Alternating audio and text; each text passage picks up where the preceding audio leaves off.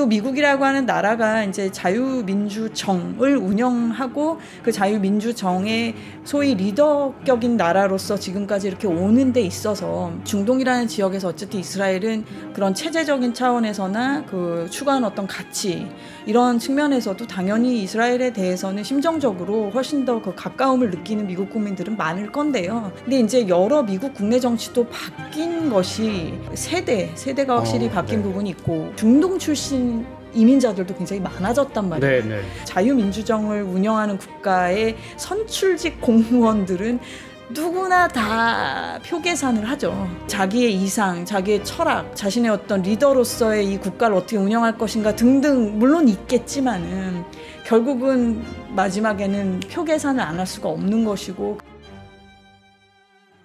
미 대선 한 50일 정도 남았는데 아시는 것처럼 트럼프 후보에 대한 두 번째 암살 시도가 있었고 또 이스라엘의 소행으로 보이는 헤즈볼라 세력과 시민들이 쓰는 삐삐 수천여 개가 폭발했고요.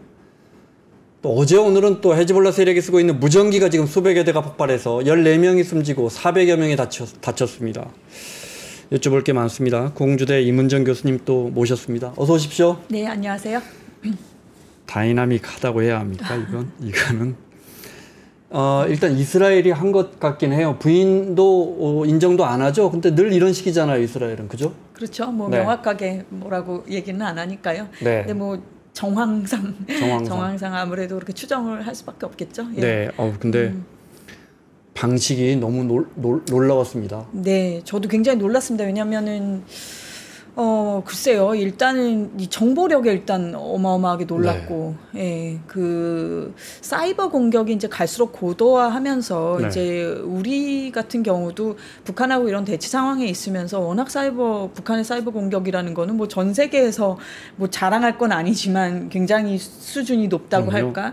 예, 그런 고도화된 그런 기술을 펼치는 그 북한도 있다마는 하여튼 그런 사이버 공격에서 오히려 좀 더 방어적으로 가기 위해서 이렇게 전통적인 방식이라고 할까요? 삐삐라든지 아니면 무전기라든지 이런 걸 사용했던 것으로 생각이 되는데 심지어 그 공급망을 이제 말하자면 끼어들어가서 거기에 이제 심었다는 거니까 그게 엄청나게 놀라운 거죠. 지금 무전기 같은 경우는 일본 회사로 나오는 것 같아요. 아이코메라는 회사에서 만든. 근데 이제 그 회사 측에서는 뭐 단종된 모델이라 이건 우리 게 아닌데 가짜로 만든 걸 수도 있다 등등 지금 굉장히 혼란이 많은 것 같은데 어찌됐든 그 정확하게 이 조직한테 갈 것이라는 걸 알고 거기에 이제 끼어 들어가서 그런 폭발물을 설치했다라는 거에 다들 지금 굉장히 놀랄 수밖에 없는 상황인 것 같습니다. 네.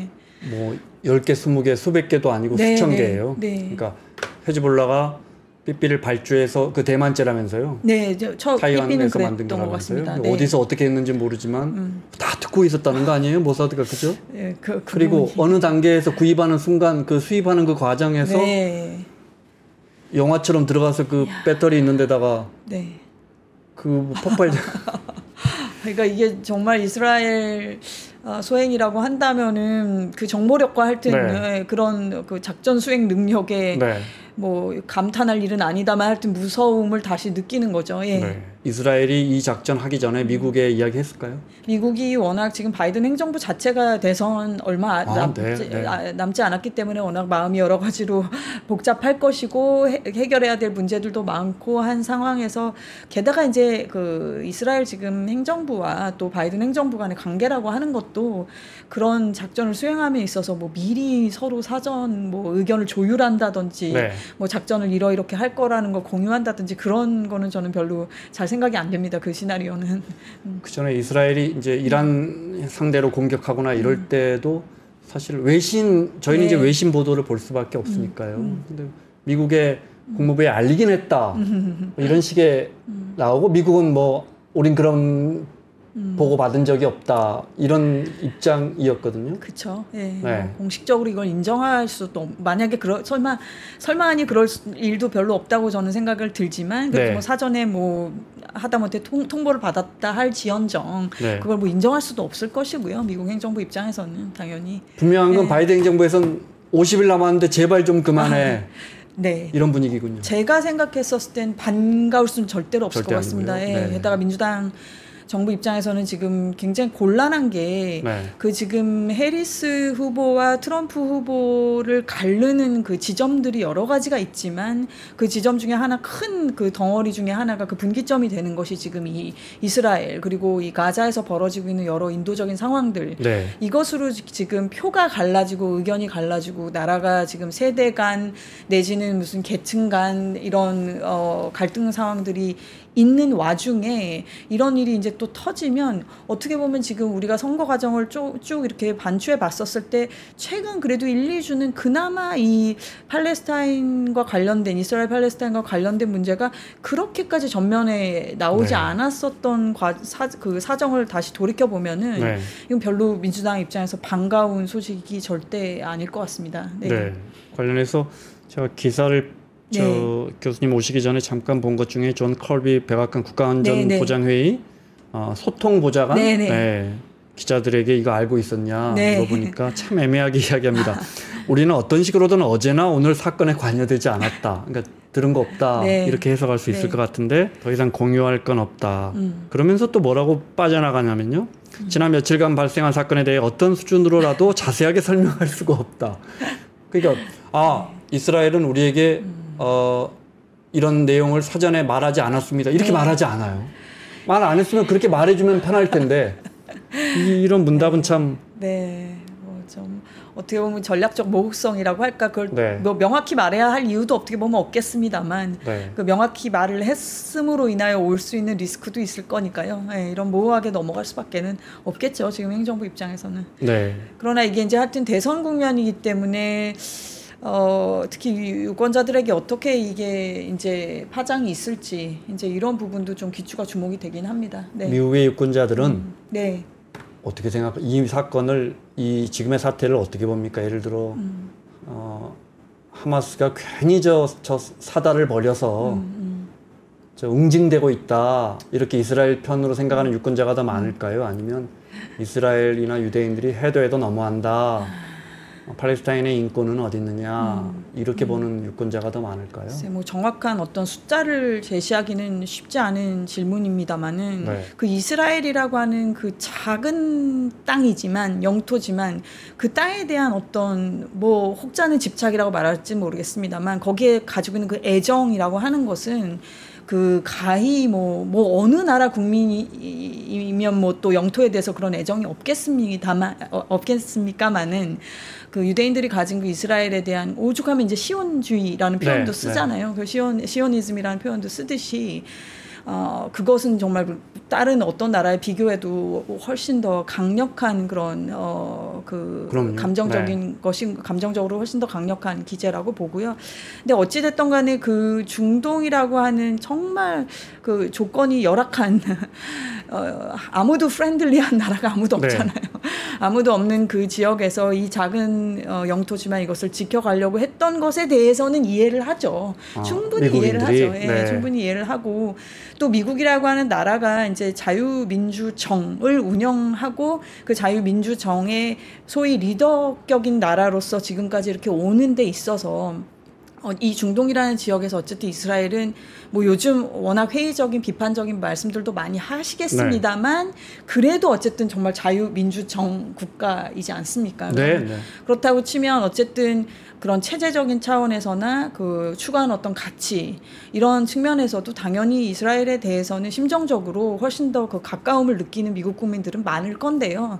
근데 이제 여러 미국 국내 정치도 바뀐 것이 세대가 확실히 바뀐 부분이 있고 두 번째로는 인구 구성도 많이 바뀌었고요. 물론 유대인 그 소위 이제 이스라엘하고 그런 어떤 심정적 그 본딩, 그 밀착이 굉장히 가까운 민족적으로나 뭐 종교적으로나 여러 가지 그런 인구가 얼마나 절대 다수냐라는 것도 하나의 그 물음표일 수 있겠습니다만 어쨌든 그 중동 출신 이민자들도 굉장히 많아졌단 말이에요.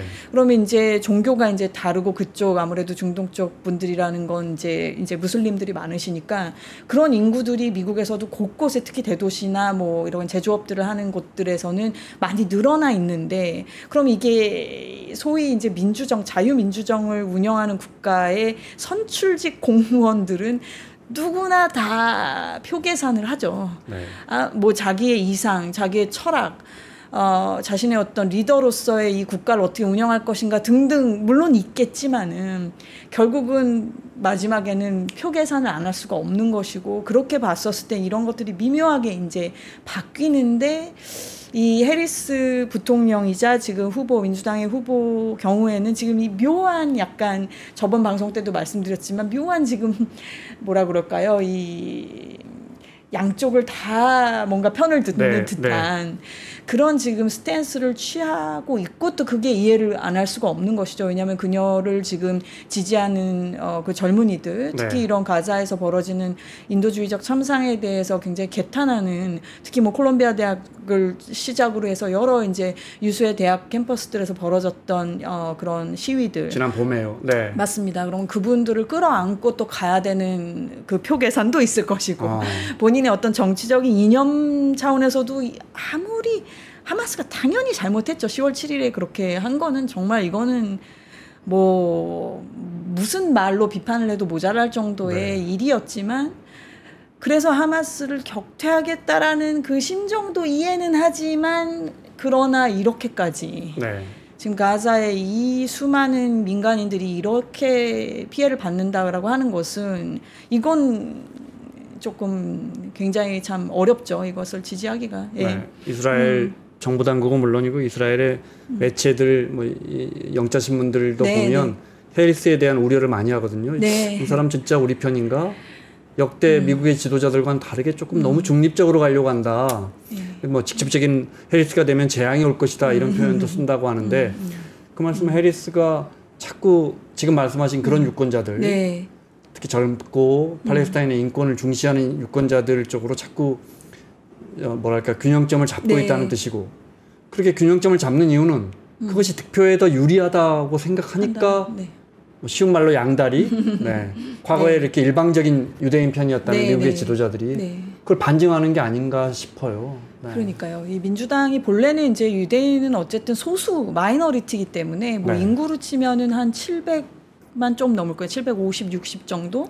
그리고 이제 그걸 퍼센트로 하면은 이제 2%? 2%가 좀 넘어갈 겁니다. 그런 정도의 사실 숫자기 때문에 뭐 절대적인 그런 영향력을 갖는다기보다 저번 아마 방송 때도 언뜻 말씀드렸다시피 그들의 그 소위 힘은 조직력에서 나오는 건데 이 유대인들은 이제 그 세마거그라고 그러죠. 그 소위 그 유대교 그 예배당이 이제 마을마다 있고 그 이제 마을 공동체 비슷하게 거기서 이제 모든 그들의 이제 종교적인 활동이나 뭐 이런 신념에 기반한 행동이기도 하지만 약간 문화적인 것도 있는 거고 그 민족의 문화성 이런 것들이 전국 정도가 아니라 전 세계에 있단 말이죠. 전 세계에 퍼져 있는데 그럼 이제 유대인들의 그런 조직력이라고 하는 것은 이스라엘을 지킨다라고 하는 거에 있어서는 아마 제가 뭐 단언을 하기는 조심스럽지만 아마 거기에 반기를 드는 사람은 아무리 정치적 성향이 진보라고 하더라도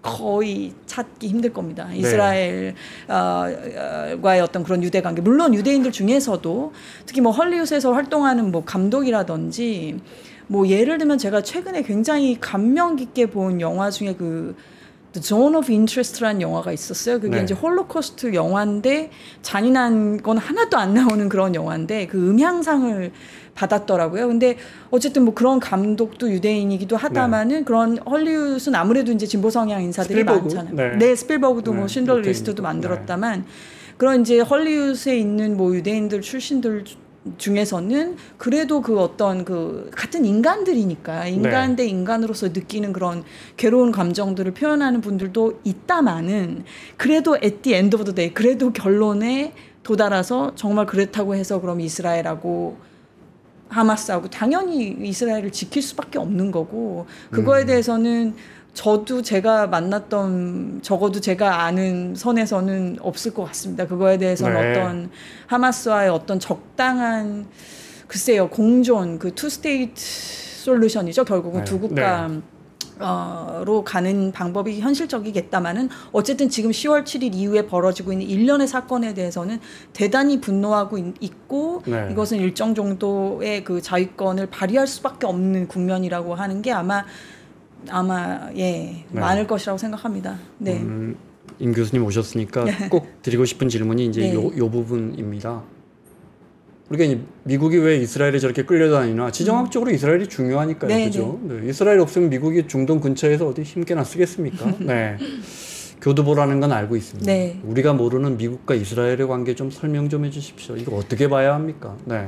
미국과 중동 이제 뭐 우리 3프로에도 여러 그 중동 전문가 네. 교수님들이 네. 나오시지만은 이 중동 문제라는 게 정말 간단하지가 않은데 이제 과거를 생각을 해보면 결국은 사우디와 이란 오죽하면 이게 두 기둥이라고 표현을 한 적도 있었단 말이죠. 이 사우디와 이란을 놓고 이제 이란이 그 소위 말하는 혁명 이전에 호메이니가 등장하기 전에 왕정이던 시절 사우디야 뭐 계속 왕정입니다만 이 둘을 놓고 결국은 석유를 둘러싼 패권을 이제 미국이 잘 핸들을 했던 시절이 있었죠.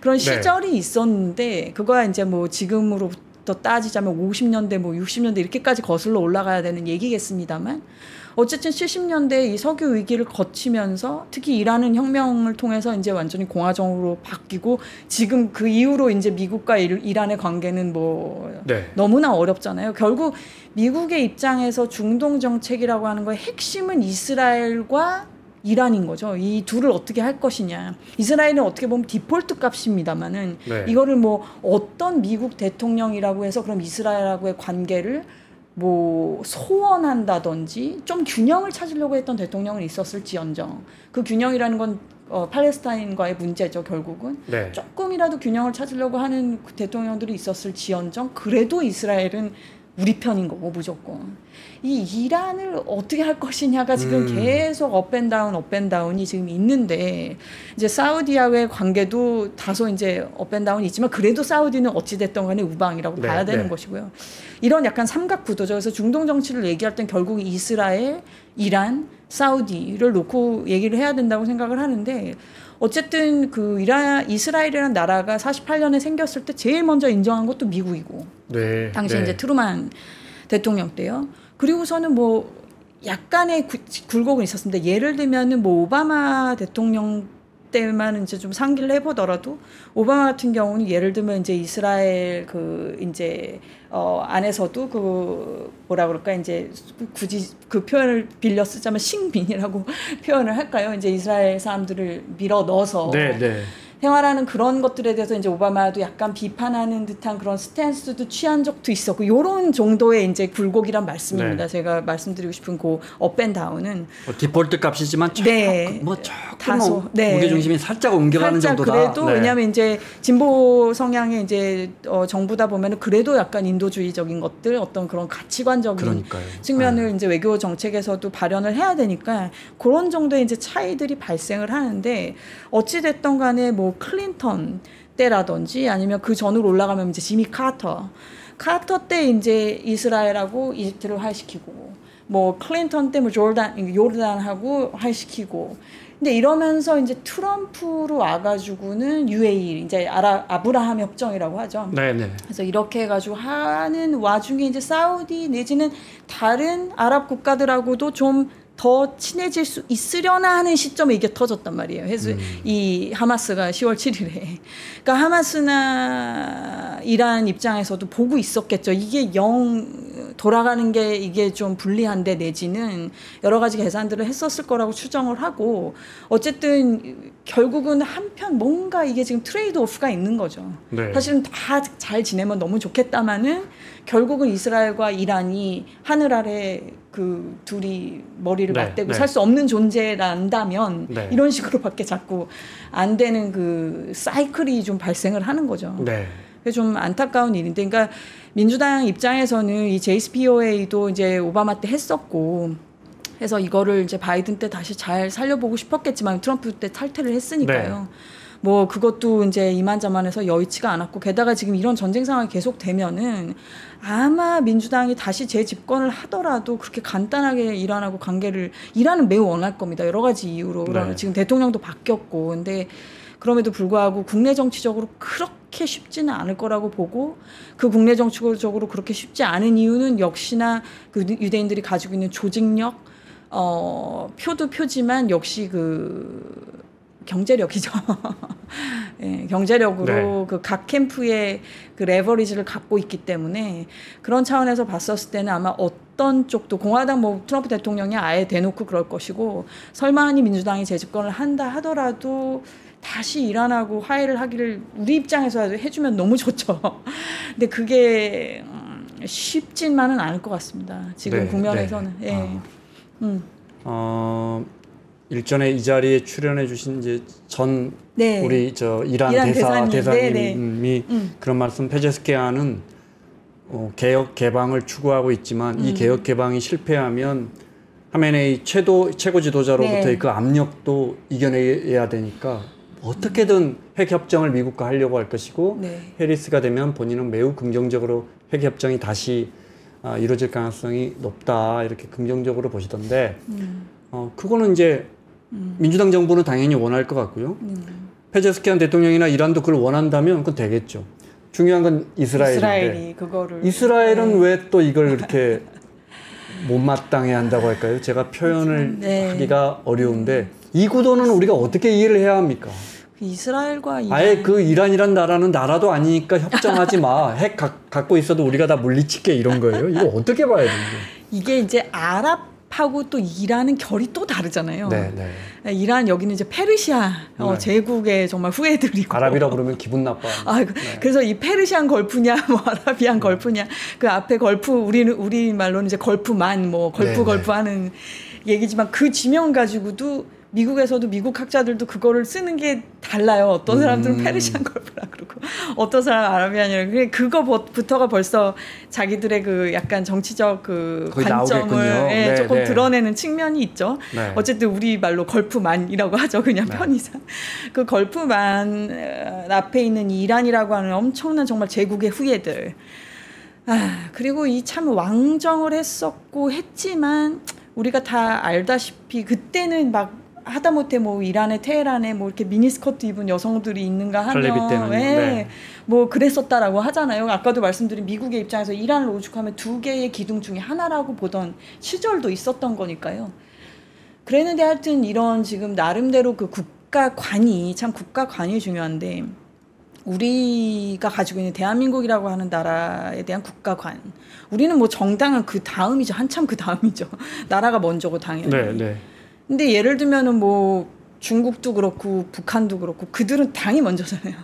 당이 이 나라를 그런 식이듯이 이란이라고 하는 나라도 이거는 결국은 이 그 신념, 어떤 종교적 신념. 거기 그렇게 되니까 이스라엘하고는 이건 사실 뭐 양보하고 타협하고 협상하고 이렇게 해서 이 세계관이 조정이 될 수 있는 문제가 아니잖아요. 어떻게 보면.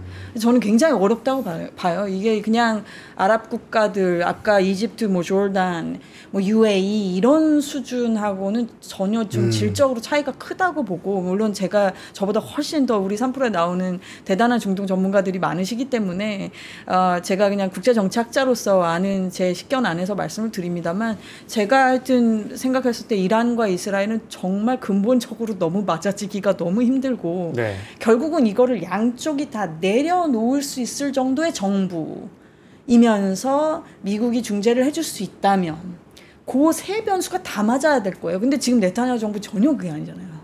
이란만 바뀌었을 뿐이지. 그런데 만약에 여기에서 트럼프가 들어온다? 그러면 이스라엘 편을 들어줄 것이고 만약에 이제 해리스가 당선이 된다라고 한다면 묘한 스탠스를 취하려고 하겠다마는 나름 중재 노력도 해보려고 하겠다마는 그것이 아까도 물론 그 이란 전 대사님 말씀도 존중합니다만 그렇게 노력은 하고 싶어 할 거예요. 왜냐하면 민주당 특히 오바마 행정부의 치적 중에 하나라고 생각하는 JCPOA 그거를 이렇게 박차고 나갔다라는 것에 대해서 굉장히 그 민주당 인사들에 대해서 안에서는 그 뭐라 그럴까요? 분노 내지는 이거는 내가 다시 회복시켜 놔야지 하는 마음들이 다 있을 거기 때문에 그 마음은 있겠다만 게다가 지금 이 전쟁 상황에서는 쉽진 않을 것 같습니다. 제가 그냥 추정컨대. 민주당 행정부가 어디 하나 뭐 아프가니스탄이나 뭐 시리아나 뭐 북핵은 말할 것도 없고 뭐 하나 한 게 없는데 오바마 행정부에서 이거 이란 핵 협정 하나 해놨는데 트럼프 행정부에서 이거 깨졌고 바이든 행정부에서 이거 다시 되려나 했는데 안 되고 이제 대선이 다시 돌아옵니다. 그러게요. 예, 예. 이스라엘은 안 좋은 모양새로 보고 있고요, 그죠? 교수님 보시기엔 그러니까 미국과 이란 새로운 지도부가 의지가 있다 해도 이스라엘의 의지가 네. 맞아줘야. 그게 삼박자가 맞아야 될 거예요. 결국은 이스라엘 안에서도 거기도 이제 세대 교체도 있고 네. 국내 정치적으로도 여러 문제들이 있고 하니 더 네. 이상 이렇게 사는 건 아니지 않냐라는 어떤 국민적 그런 요구 네. 그런 것들이 이제 선거를 통해서 또 지도자 선출로 반영이 되고 그러니까 그게 참 어려운 타이밍이 다 이게 서로가 맞아야 된다라는 게 한쪽만 네. 바뀌어서는 안 되고 이 삼각축이 다 이게 같이 합이 맞아야 그런 좀 한 발 더 나아갈 수 있는 그런 국면이 열리지 않을까. 네. 지금으로서는 하여튼 이 전쟁 상황이 너무 지금 1년이 벌써 다 돼가는데 전혀 지금 뭐 기미가 안 보이니까요. 네. 아마 선거 전에는 또 뭐가 해결이 될 수도 없겠죠 지금. 세 나라의 합이 맞아야 한다고 하셨는데 잘 모르는 제가 봐도 안 맞을 것 같은데요. 당분간은. 네. 이런 질문 드려도 돼요? 유대인들의 로비. 네. 미국 정치인들을 꽉 잡고 있는 어느 정도예요?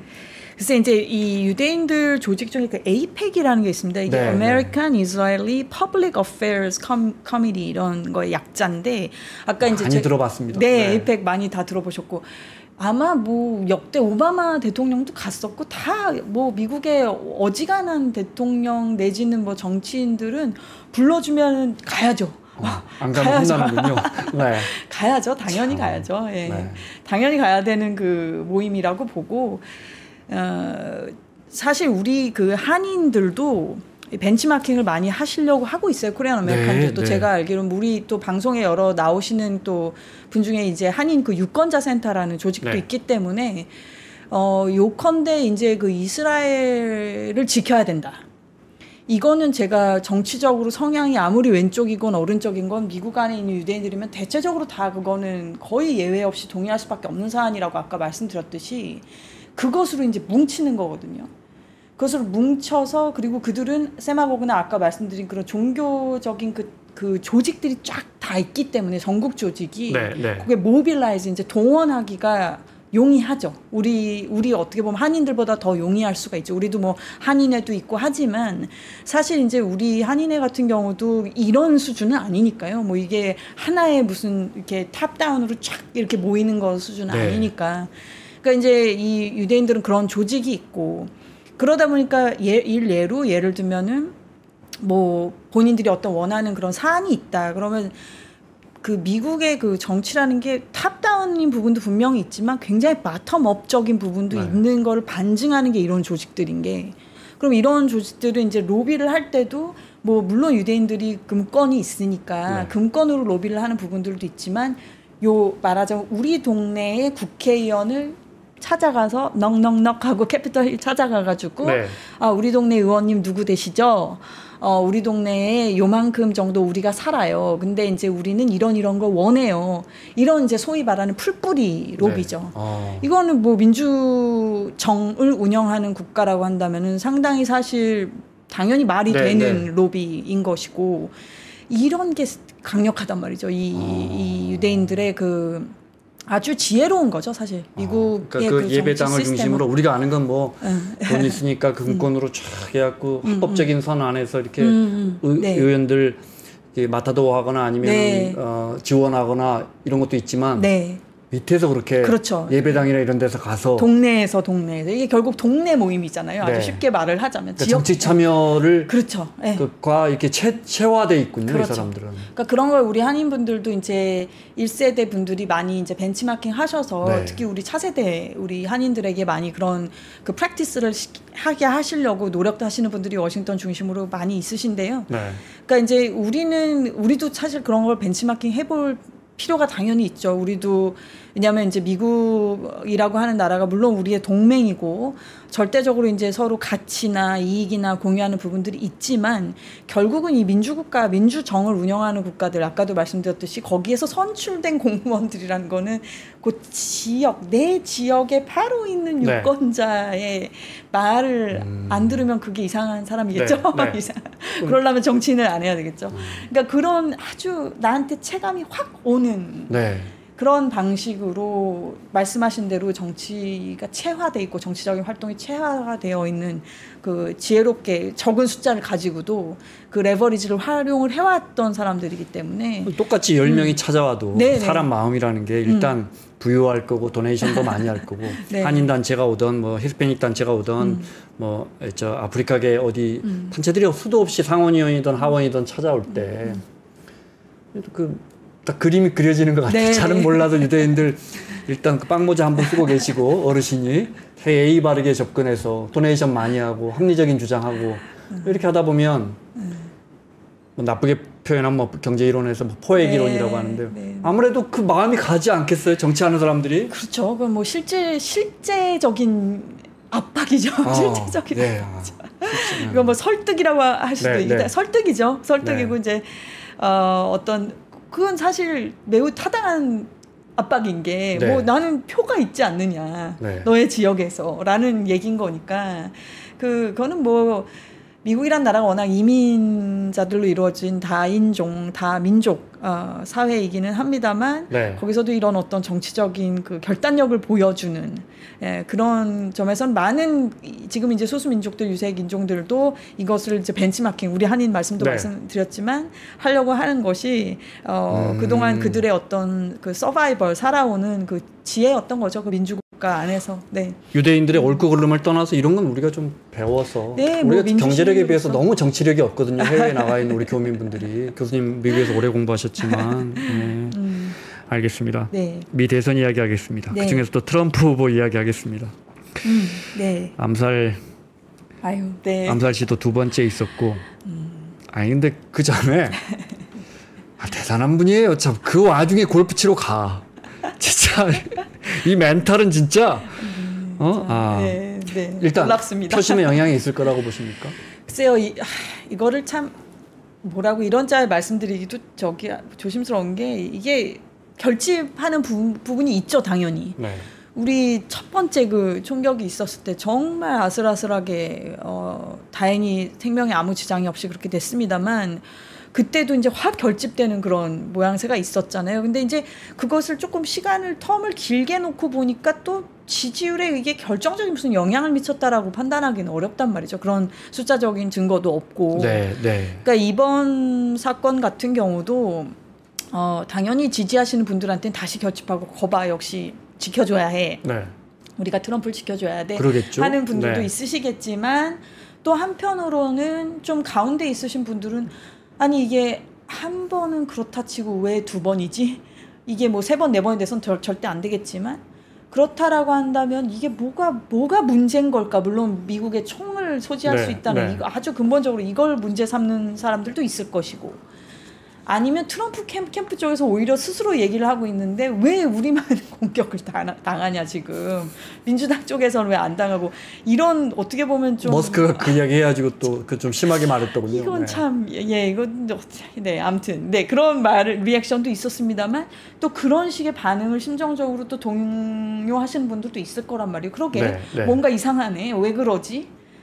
라고 하면 한편에서는 트럼프가 그러니까 여태까지 너무 그런 소위 혐오, 그런 증오 이런 것들을 자극하는 말들을 많이 했으니까 그렇지 어떻게 보면은 자업자득이다 뭐 이렇게 비판하시는 분들도 있을 거고 또 한편에서는 아무리 그래도 그렇지 네, 네. 이래서야 되나 뭐 이런 분들도 있을 것 같아서 이게 이제 구체적으로 정말 지지율에 있어서 숫자로 딱 아주 그 상관관계가 나타날 정도의 숫자로 반영이 되기는 네. 그렇게 저는 생각이 되지는 않습니다. 네. 지지율이 엎치락뒤치락 하고 있고 네. 일반적으로는 해리스 후보가 앞서고 있다는 여론조사 결과가 많지만 미국의 또 선거제도도 복잡하고 해서 네, 제가 네. 교수님한테 누가 이길 것 같아요라는 원론적인 질문은 안 드리겠습니다. 네. 금리 인하 있잖아요. 새벽에 네, 이른바 맞습니다. 비컷이라 그래서 네. 이제 많이 내렸습니다. 네. 교수님 계속해서 다른 교수님과 가장 뷰가 다른 부분이 그래도 결국 경제일 경제다. 거야라고 네. 주장하세요. 그죠? 네, 네. 특히 경제 분야 중에서도 물가, 인플레이션 사람들이 뭐든 해도 결국 슈퍼 가서 또 기름값 때문에 바이든 행정부가 상당히 불리할 것이다 네. 주장하고 계신 그 뷰는 그대로시고요. 네, 네. 네. 그 뷰대로라면 금리를 많이 내렸어요. 그래서 이건 이제 경기 부양 효과도 있을 거고 네. 이제 자본시장 부양 효과도 있을 텐데 네. 이건 어떤 영향을 미칠까요? 글쎄요, 이거 좀 시간을 조금은 더 두고 지켜봐야 되겠죠. 이제 네. 바로 있었던 일이니까요. 근데 트럼프 캠프 쪽에서 일단 당연히 싫어하는 반응을 네. 보이는 것이 그 인플레라고 하는 게 최고의 그 공격의 무기였는데 네. 그것을 조금 상쇄시킬 수 있을 것 같은 어쨌든 그러니까요. 결정을 내린 거니까 그거에 대해서는 그러니까 선거 후에 내려라라고 계속 그랬었잖아요. 트럼프 쪽에서는. 그래서 이제 그런 결정은 결국은 선거 전에 선거가 치러지기 전에 나왔으니 네. 그거에 대해서는 당연히 트럼프는 그런 부정적인 반응을 보였습니다만 이거를 이제 어떻게 보면 양날의 검이다라고 보는 시각도 있을 수 있을 것 같아요. 예를 들면 결국은 금리를 내렸다는 거가 뭘 의미하느냐라고 했을 때 인플레가 어느 정도 잡혔으니까 올린 걸 내려도 돼라는 시그널일 수도 있지만 네. 동시에 경기가 왜 지난주 계속 주식 별로 그랬었잖아요. 네, 네, 네. 그런 과정 속에서 정말 이제 침체로 들어가나? 이런 심리적 기제도 발동이 되는 네. 측면이 있을 거란 말이에요. 네. 그래서 결국은 경기 침체가 갈 것 같으니까 이제 정말 내렸구나. 그것도 빅 스텝으로. 네. 그렇게 보는 입장에서 보면은 만약에 제가 트럼프 캠프라면 과연 트럼프가 이런 공격을 또 할지 봐야 되겠다만 거봐 결국은 경기가 안 좋아지니까 이러는 거잖아 라고 아마 리액션이 나오지 않겠나 라고 생각이 드는데 바이든이 잘못해서 경기가 더 안 좋아지는 거야. 경기가 결국은 안 좋으니까 안 네. 좋아질 것 같으니까 지금 여러 가지 지표들이 또 벌써 드러나는 것들이 있고 고용률이라든지 뭐 틀린 논리적 그쪽은 아닙니다. 네네. 그러니까 뭐 그렇게 공격을 한다라고 한다면 또 이제 그게 일부 그 작동이 되는 그 지역 내지는 그 계층이 있겠죠. 글쎄요. 해리스 입장에서 이제 봤었을 때는 이게 이제 좋은 쪽으로 본인한테 유리한 쪽으로 가져가야 할 테니까 네. 그걸 이제 최대한 이제 유리한 쪽으로 가져가려고 하겠지만 결국 이제 경기 지금 한 달 반 정도 남은 이 시점에서 한 달 반도 안 남았네요. 이제는 네 이런 시점에서 이게 이 경기 지표 내지는 주가 뭐 여러 가지 경제와 관련된 인덱스들이 결국은 어떻게 나오느냐에 따라서 지금 이번에 그 연준의 이 결정은 이렇게도 저렇게도 활용이 될 수는 있다고 생각을 합니다. 저는. 네. 양쪽 캠프에서 서로 유리한 쪽으로. 네. 특별히 바이든 행정부 그러니까 해리스 후보나 민주당에 유리한 건 아니다 이렇게 보시는 거예요? 일단 액면적으로는 유리하다고 보는 게 맞겠죠. 네. 왜냐하면 어쨌든 인플레를 어느 정도 잡았다라는 근거가 없었다면 이런 결정을 내릴 수는 없는 거니까. 네. 그러니까 당신이 말하듯이 트럼프 쪽에 당신들이 말하듯이 그렇게까지 지금 인플레가 네. 그랬던 건 아니니까 결국은 이제는 우리가 해왔던 정책들이 어떤 결과를 보고 있는 거 아니냐 이렇게 네. 반응을 보일 수 있는 것이 액면적으로 타당하지만 앞으로 남은 하여튼 한 달 남짓한 이 기간 동안의 경기 지표 내지는 이런 주가 뭐 네. 여러 가지 경제랑 관련된 지표들이 어떤 모양새를 보이느냐에 따라서는 이게 여러 가지로 활용이 이쪽 저쪽이 다 할 수도 있는 거라고 저는 본다는 말씀입니다. 물론 그러겠죠. 네. 사실은 이제 음모론이라 할까요? 근데 네. 또 나름 그분들도 근거가 있어요. 이제 그 이야기 하시는 분들이 이제 네. 늘 여당 쪽에서는 선거 전에 금리 내리고 그렇게 해서 뭐 주가가 몇 % 이상 올라가면 늘 뭐 80 몇 % 여당이 당선됐다. 네. 공교롭게 이번에도 그 이론대로 되긴 했어요. 어떻게 딱 11월 5일에 대선인데 오늘 이제 금리가 진짜 몇 년 만에 3년 만에 금리가 팍 내렸습니다. 네. 네. 이게 뭐 흔히들 말하는 옐런과 네. 파월이 전화 통화 좀 했다고 생각하십니까? 네. 구도상으로는 왜 이 질문을 드리냐면 네. 한 명은 트럼프가 쫓아낸 연준 의장이고 한 명은 트럼프 말 잘 안 듣는 연준 의장이란 말이에요. 그러니까 저희 같은 사람이 단편적으로 보기엔 둘 다 트럼프를 별로 안 좋아하는 것 같아요.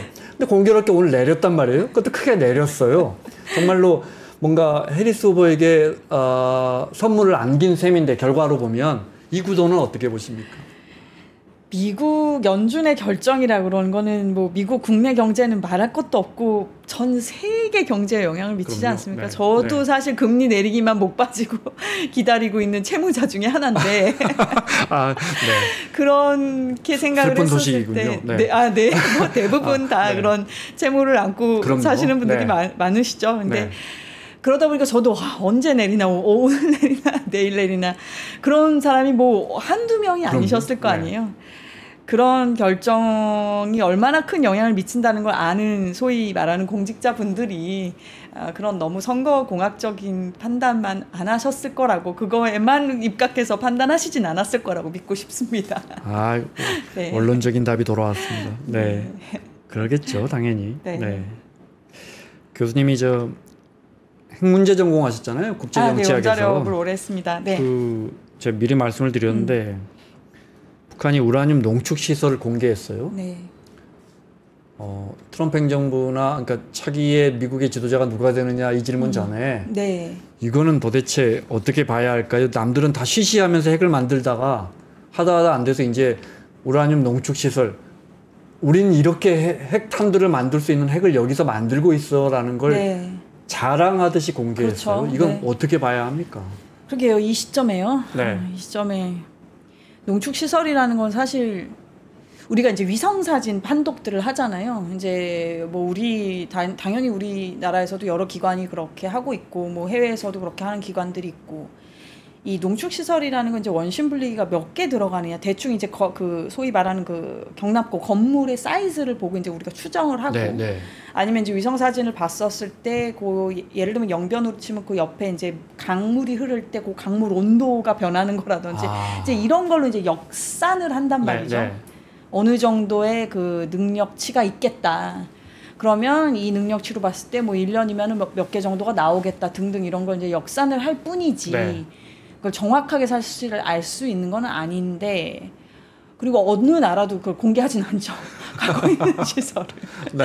근데 이런 광경을 참 보고 나니까 이거를 지금 여러 전문가들이 여러 의견들을 내놓고 있고 뭐 이걸로 해서 이제 정확히 그럼 이 위치가 정확히 어디이고 예를 들면 가상의 시나리오지만 이걸 정밀 타격을 정말 한다 그러면 이게 네. 어디에 정확히 있는 건지 뭐 이런 이제 물음표들은 여전히 이제 완벽하게 다 답이 되어 있는 건 아니겠습니다만 어쨌든 김정은 위원장이 지금 이런 행보를 보였다는 거는 그도 지금 계속 이 국제 정세에 대해서 그 어느 나라 지도자보다도 가장 민감하고 예민하게 읽고 있는 사람 중에 하나니까요. 아무래도 지금 이제 뭐 러시아 우크라이나 전쟁, 중동 정세 이렇게 돌아가는 거 그리고 북한 문제는 뭐 사실 그게 언제는 안 그랬냐 싶은 생각도 들어요. 좀 서글픕니다만. 미국 정치 안에서도 저같이 이제 미국에서 유학하고 이렇게 우리 외교안보 쪽 공부하는 많은 사람들이 다 가서 느끼는 부분 중에 하나가 정말 미국의 이 외교안보 정책의 순위에 있어서 네. 북한 문제라는 게 이렇게까지 리스트상 위에 갈 수 없는 건가 이런 그 실망을 많이 하게 되고는 하는데 그도 그런 실망이 있겠죠. 이렇게도 해보고 저렇게도 해보고 했는데 네. 그래서 글쎄 우라늄 농축이라고 하는 그 시설을 그렇게 보였다라는 것 자체가 내가 하고 있는 것이 정말 리얼이다. 이건 정말 정말 실제 존재하는 것이다라는 걸 다시 한번 이제 각인시키는 그런 의도라고 보고 결국은 이제 그 대선 이후에 그 협상을 글쎄요 다시 협상에 대해서 아예 이제 희망을 버린 분들도 점점 더 많아지셔서 저도 걱정인데 그래도 이제 그 협상이라고 하는 시나리오를 놓고 생각을 한다고 했었을 때는 결국은 뭐 이런 것들이 다 이제 포석으로 읽을 수밖에 없는 거겠죠. 그때 어떤 그 시점을 위하여. 네. 봐달라. 우리 진짜 있다. 진짜 있다 정말. 네. 그럼 이제 이 질문은 많이 받으셨을 것 같아요. 흔히들 이제 트럼프 후보가 집권하면 뭐 단판식, 바이든 해리스 후보가 집권하면 아무래도 좀 뭐 상식적인 선에서 하지만 이제 비핵화 과정 우리가 과거의 육자회담이나 뭐 양자회담 통해서 했던 그 과정을 다시 밟아갈 것 같은데 교수님 보시기에는 어때요? 네. 이란 아까 말씀드렸지만 JCPOA 이란보다 북한이 뭐 이거 몇 배 수치로 얘기할 수 없을 정도로 더 어려운 게 이란은 그 문턱에 있었는데도 지금 이스라엘이 어떻게 보면 매우 반대하고 싫어해서 이게 어그러졌단 말이에요. 결국은 뭐 이스라엘 탓만 하려는 건 전혀 아닙니다. 뭐 그들은 또 그들대로 이유가 있고 그것만이 유일한 변수도 아니었었으니까요. 그러나 어쨌든 트럼프 행정부 입장에서 봤었을 때 이건 잘못된 합의다. 이건 너무 많은 그 루프홀을 남겨놓고 구멍을 뻥뻥뻥뻥 뚫린 상태에서 합의를 한 거기 때문에 이건 나쁜 합의니까 내가 다시 이걸 업고 그래서 이제 탈퇴하고 한 건데 네. 그 JCPOA만 하더라도 그렇게 어려웠는데 거기에 지금 뭐 P5라고 해서 안보리에 이제 들어가 있는 상임이사국들 다 들어가고 해서 만든 건데도 또 나왔잖아요. 말씀드리고 싶은 요지가 뭐냐면 이런 정도로 이란도 힘들었는데 북한은 아예 지금 김정은이 이걸 다 보여줄 정도로 지금 정말 이거는 이 능력은 실제 하는 능력이고 탄두를 실제로 생산하고 있고 뭐 이 탄두가 몇 개냐는 거는 지금 정확히 알 수는 없지만 작게 보수적으로 봐서 뭐 50개에서 뭐 많게 이제 100개를 굉장히 그 분기점으로 보시는 분들이 많아요. 탄두를 말씀하시는 거예요? 네, 핵탄두. 이게 이제 100개 넘어가면 이건 정말 이제는 어렵다라고 보시는 분들도 있고 요컨대 하여튼 이란보다는 지금 훨씬 더 고도화된 상황이란 말이죠. 물론이요. 그럼 이런 정도에서 타협이 이게 가능하려면 뭐가 서로 주거니 받거니가 돼야 되겠느냐라는 것 때문에 이제 거의 포기 상태니까 민주당이니 공화당이 다 이제 뭐 비핵화 말도 빼버리고 이제 거의 진짜 제가 봤을 땐 매우 저한테는 실망스러운 얘기지만 거의 지금 포기 상태인 것 같아요. 이건 도대체가 답이 안 보이기 관심도 때문에. 없어 보여요. 관심이 없을 수도 있고 어느 정도 이거는 이제 통제가 가능하다고 보는 긍정적으로 본다면 통제가 가능한 측면도 있다고 본과 동시에 이거는 아까 이란도 그만큼 어려웠던 걸 봤을 때 이건 몇 배 이상으로 어려울 사안이기 때문에 이걸 도대체가 어떻게 해야 될지 모르겠고 게다가 중국과 러시아하고도 지금 굉장히 뭐 미묘하고 갈등 국면이잖아요. 근데 중국 러시아하고가 협조가 없이는 불가능하죠 사실. 북한하고 이 핵 문제를 해결을 한다는 게 심지어 일본조차도 우리가 하노이 노딜의 가장 뼈아픈 교훈 중에 하나는 일본을 우리가 이렇게 좀 간과했다는 거죠.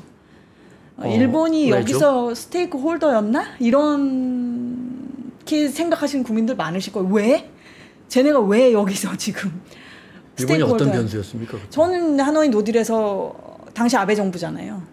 트럼프한테 상당히 레버리지를 가했었을 거라고. 왜냐하면 물론 거듭 말씀드리지만 그게 결정 변수도 아니었을 수 있고 유일한 변수도 아니었을 수 있지만 우리 입장에서 아쉬운 거는 일본조차도 동의할 수 있었어야 한다는 걸 간과했다는 게 저는 조금 매우 아쉬운, 조금이 아니죠 사실 매우 아쉬운 부분이고 그건 뭐 볼튼의 회고록이나 나오는 부분들이니까 물론 그 볼튼 같은 이제 소위 말하는 워싱턴 안에서 원자력의 이 핵에 있어서 좀 매파적인 사람들의 입김이 결국은 트럼프를 이제 주저앉혔겠지만은 그 여러 판단 요소 중에 일본 변수도 저는 제로는 아니었다는 말씀을 드리고 싶은 거고 그럼 말씀드리고 싶은 요지는 결국은 북한 문제 해결하려면 이걸 다 어그리해야 되거든요.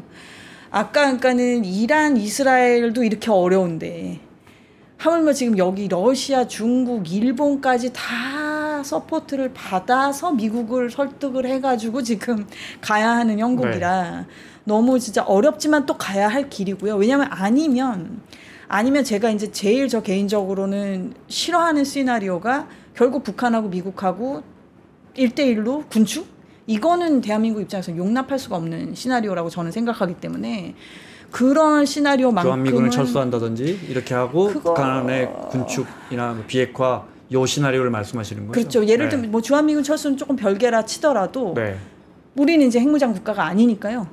결국은 그럼 핵을 가진 이들끼리 근데 그것도 사실은 이게 가설적인 시나리오일 뿐입니다. 이런 이제 시나리오를 자꾸 얘기하시는 분들도 없지 않지만 미국은 그래도 6,000개 가까이 있거든요. 아직도 뭐 러시아도 그 이상으로 갖고 있죠. 5,000대 후반으로 갖고 있는데 북한 늘어나서 많이 봐서 뭐 설마하니 100개가 있다 한들 지금 6,000대 100이라고 한다면 이거는 지금 사실 1대1 협상이 될 만한 구도는 아니죠 사실. 그래서 그렇게 너무 그 시나리오를 강조하시는 분들도 내면에 다른 얘기를 또 하시고 싶은 게 아닐까 저는 가끔 그 의도에 대해서 생각을 해보기도 하는데 어찌됐든 우리를 바이패싱하고 건너뛰고 북한하고 협상을 한다는 건 대한민국 입장에서 용납할 수 없는 일이고 핵이라고 하는 걸 거의 결국은 실질적으로 인정한 상태에서 군축 시나리오로 간다는 걸 저는 개인적으로 굉장히 그거는 반대합니다. 예, 저는 그건 제 개인 소견인데요. 네, 네. 이 업계에서도 여러 가지 의견들이 있습니다만 저는 그거는 개인적으로 반대하고 결국은 어려운 길이지만 가야 할 길은 비핵화를 가야죠. 예, 안 그러면 우리도 핵무장하자는 의견이 또 힘을 받을 수밖에 없어요. 지금 70% 이상 계속 나오잖아요. 여론조사 네. 하면은. 왜냐하면 이게 균형이 안 맞다고 국민들 보시기 때문에 그래서 우리도 결국은 갖고 나서 협상을 하자. 라는 이제 시나리오를 얘기하시는 분들도 있지만 네. 아무튼 어려운 길입니다. 이 북한 비핵화라고 하는 건 너무너무 어려운 길인데 그럼에도 불구하고 결국 지향해야 되는 것은 지향점은 우리가 갈 길은 비핵화밖에 없다 이 말씀이신 갈 길은 거죠? 저는 핵무기 없는 한반도를 원합니다. 아니 아베 총리 당시 아베 총리 입장에서는 북핵이 없어지면 가장 속 편해지는 나라가 북핵에 대해서 현실적으로 걱정하는 나라는 정말 오히려 우리 국민들보다 북한에 북한이 쏜 미사일 일본 열도를 넘어가지 않습니까, 세상에. 네. 근데 왜 이 북핵에 대해서 이런 부정적인 입장을 아무래도 이제 좀 매파적인 그 관점이 컸던 거고 그쪽 쟤들 못 믿는다 그렇죠. 이런 식의 그리고 왜 핵무기만 왜 얘기하느냐 뭐 생화학 무기도 얼마나 많은데 네. 근데 이제 그것도 이제 저희 그 소위 말하는 업계에서도 저는 일단 핵부터 얘기하자라고 하는 쪽이 사람인데 네. 예를 들면은 육자회담 때만 해도 저마다 원하는 게 다 다른 거예요. 예를 들면 뭐 일본은 이 육자회담을 통해서 이 납북자 문제를 좀 해결을 해보고 싶고 이걸 어떤 대화의 장으로 생각을 하는데 물론 그렇게 펑션이 돼야 되는 측면도 있겠지만 다자간 회담이니까 그러나 이제 제가 말씀드리고 싶은 건 초점을 명확히 하고 싶다는 얘기를 저는 드리는 거고 그런 점에서 일단 왜냐면 이 핵은 생화학 무기랑 또 다른 그 정치적 의미들이 있기 때문에 일단은 이거부터 하자는 게 저 같은 사람의 이제 주장인데 이제 뭐 일본은 당시에는 이제 아베 정부 입장에서는 생화학 무기도 많고 뭐 기타 등등 이게 얼마나 처리할 것들이 많은데 그것만 마치 이거는 근데 JCPOA 때 트럼프 얘기랑 비슷한 거죠. 요때 요만큼만 하지 않으면 된다.